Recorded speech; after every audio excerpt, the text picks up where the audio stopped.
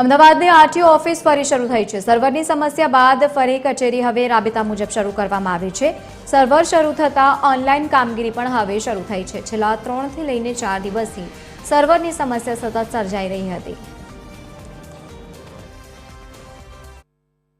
અમદાવાદ સહિતની રાજ્યભરની આરટીઓમાં છેલ્લા 2-3 દિવસથી સર્વર પ્રોબ્લેમ આવતો હતો કે જેમાં નામ ટ્રાન્સફર કરવું હોય, નામ ચેન્જીસ કરવા હોય, કોઈ પણ લોન બંધ કરવી હોય અથવા તો કેટલાય સમયથી જે વાહનના જે રજિસ્ટ્રેશન હોય તે તમામ બાબતોની જે પ્રક્રિયા હતી, જે ઓનલાઈન ગણતરી હતી તે બંધ હતી। એટલે કે જે સર્વરમાં પ્રોબ્લેમ હતો તેની ખામીથી ટ્રાન્સફર સહિતના જે કાર્યો હતા તે અટક્યા હતા। પરંતુ આજથી આ જે કામગીરી છે, જે સર્વર છે તે રાબેતા મુજબ ચાલુ થયું છે। એટલે કે જે અત્યાર સુધી કામગીરીને મોટી અસર પહોંચી હતી તે હવે આજથી રાબેતા મુજબ ચાલુ થઈ છે। એટલે કે ગણતરીની મિનિટોમાં જે કામ થતું હતું તે હવે ફરીથી શરૂ થયું છે। ત્યારે અમદાવાદ આરટીઓની જો વાત કરવામાં આવે તો 2 દિવસથી સર્વરમાં જે ખામી હતી તે ખામી પૂર્ણ થઈ છે અને હવે રાબેતા મુજબ જે સર્વરની કામગીરી છે, એટલે કે હવે જે ઓનલાઈન કામગીરી જે થતી હતી જેમાં નામ ટ્રાન્સફર હોય, લોન ક્લોઝિંગ હોય કે પછી કોઈ પણ બીજી જે સેવાઓ હતી તે રાબેતા મુજબ શરૂ થઈ છે।